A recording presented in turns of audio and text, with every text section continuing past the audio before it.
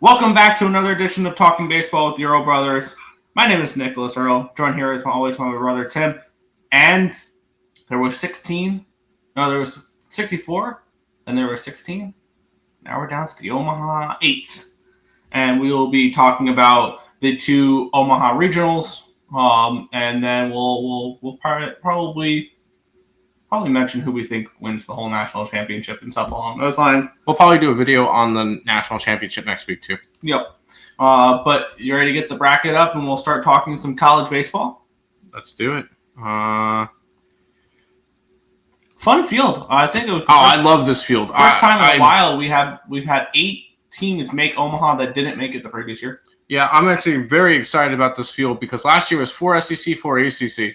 Now it's a independent, a Sun Belt, Big 12, ACC, 2 SEC, a Missouri Valley, and a Big 10.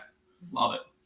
Let's talk about bracket 1, though. We have Oregon State, the 8 seed, the Beavs, making it in. They'll be taking on Louisville in their first matchup of the bracket.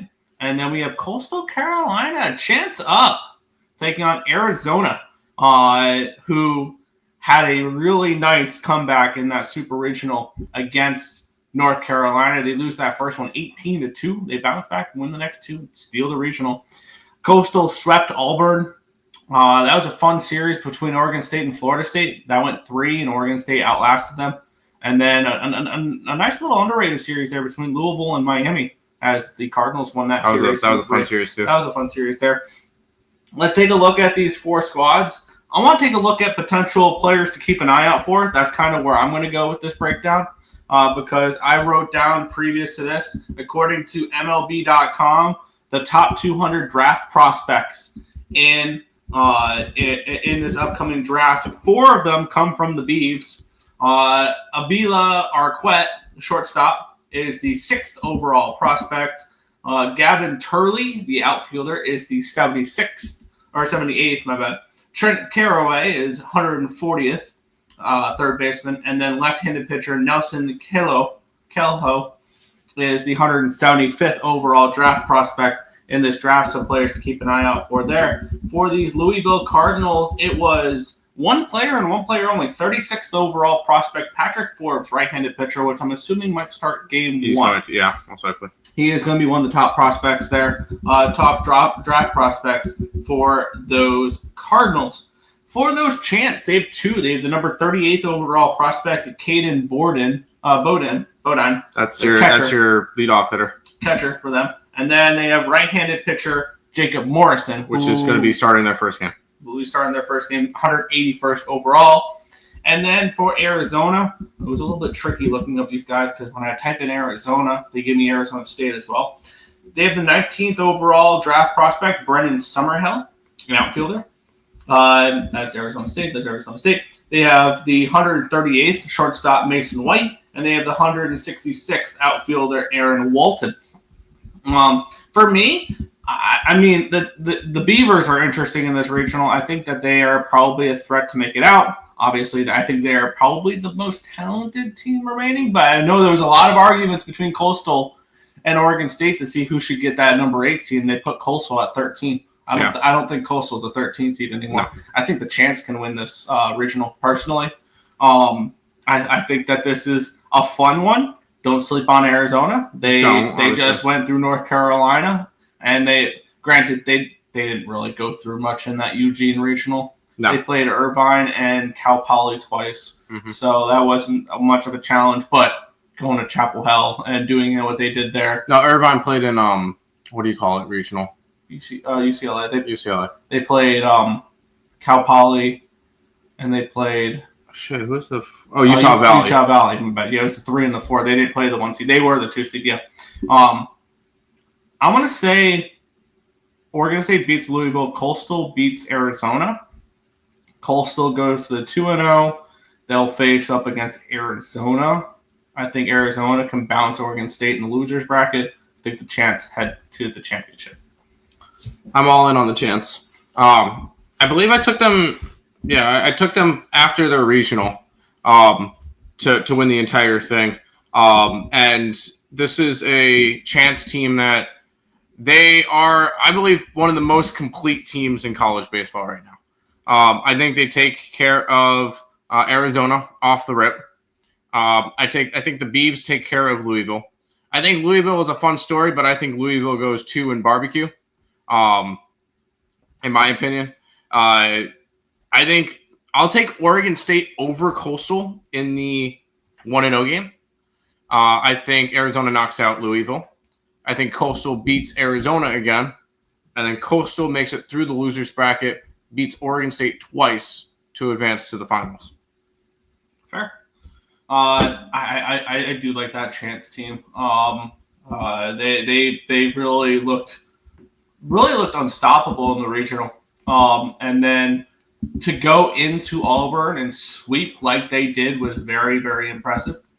So I do think, and let's not forget they're riding a 23-game. I was about to say there's no team hotter right now. They are the hottest team in college baseball. I think they ride that hot streak to the national championship game. I'm in there with you. Want to flip down to the second one? No, absolutely not. This is going to be a fun one. Oop, I accidentally. There we go. There you go. We have Arkansas, LSU, UCLA, Murray State. We have the 2 remaining SEC schools going up against each other in the first game. Love it. Which are the top 2 remaining ranked teams. And they're playing in the first game. And they're currently the top 2 favorites to win Omaha. So and they're playing in the first game. So we're gonna see which one of those kind of whoops right afterwards. Yeah, you ain't kidding. Let's take a look because we have UCLA taking on Murray State in that first game, and then we have LSU taking on Arkansas in the first game. As for top 200 prospects for draft-wise between UCLA and Murray State. Really? Dude, I thought Chalosky would have been in there. Whoops. I think he's too young to get drafted. Oh, he might not be draft eligible. Never mind. He's not draft eligible. Yeah. And there's nobody from Murray State. No, and you wouldn't expect anybody from Murray State. Well, maybe you expect like that one random like pitcher or something like that who could be really. Murray State got nobody like that, which makes this run even more incredible because you can see like we see some players in the top 200 from like UNCW. And I see a lot of prep guys. Was it Hatch from UNCW? Hatch from UNCW. Yeah. Tulane has somebody in there. Michigan State has somebody in here. Oh, yeah. There's a left-handed pitcher from Michigan State. Yeah.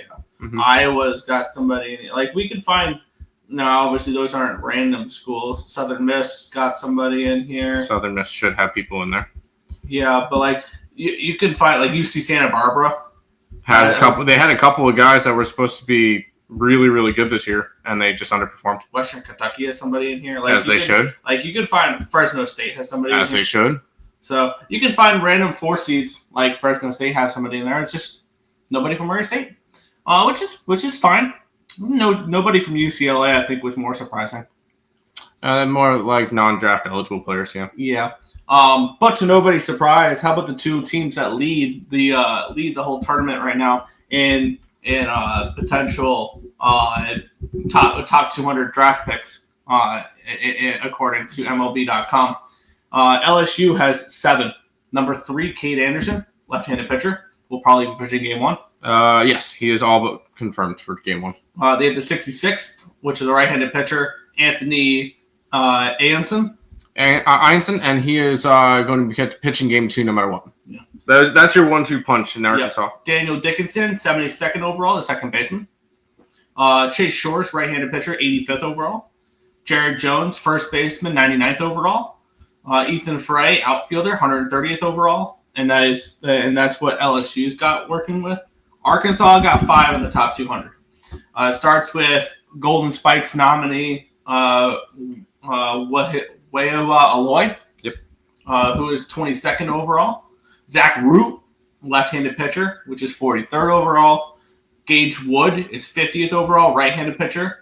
Charles Davalon, who is an outfielder, 55th overall. And Brett Iredale, third baseman, 168th overall. So, obviously, the 2 big SEC schools got the most draft prospects. And I do think probably, I know this is boring, I'm sorry, I think the winner of that LSU-Arkansas game makes the national championship.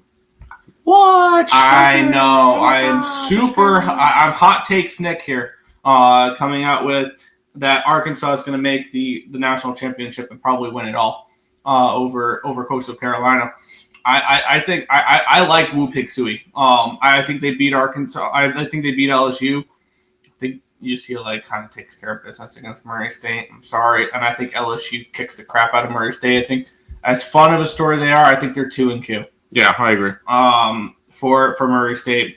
I think Arkansas beats UCLA. I think LSU beats UCLA, knocks them out, and then we get more Pigs and Tigers. And I think Wu Pig Sui takes it probably on the second game in a winner take all. Just think about that. Winner take all on a Monday. LSU, Arkansas for a trip to the national championship game. I can see it. I would watch every pitch of that. And I think Wu Pig Sui does it. So I'm taking Arkansas to make it out of this bracket and make it to the finals against Coastal. I've been hearing everybody say Arkansas, LSU. Murray State's going to make a run. Give me the Bruins. Give me UCLA. This is so I'll quickly go through the bracket. I'm taking LSU game 1 against Arkansas.